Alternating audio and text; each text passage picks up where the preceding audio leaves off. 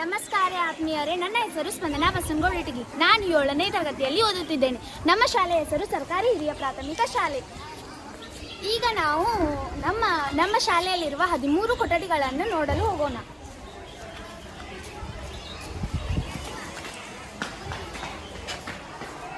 ಇದು ನಮ್ಮ ಶಾಲೆಯ ಒಂದು ಕೊಠಡಿಯಾಗಿದೆ. ಇದು 5ನೇ ತರಗತಿಯ ಕೊಠಡಿ.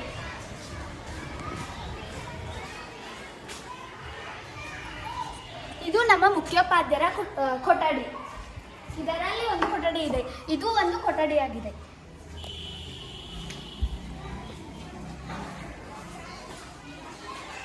ಇದು ಒಂದು ಕೊಠಡಿ. ಇದಕ್ಕೆ ಬಣ್ಣ ಹಚ್ಚಲು ಸಹಾಯ ಮಾಡಿ ನಮಗೆ.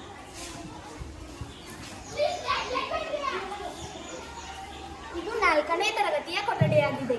ಇದು ಬಣ್ಣಕ್ಕಾಗಿ ಕಾಯುತ್ತಿದೆ.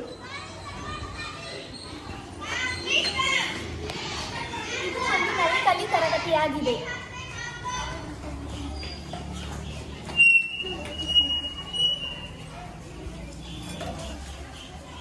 ಇದು ಕೂಡ ನಲಿಕಲಿ ಬಿ ತರಗತಿಯಾಗಿದೆ.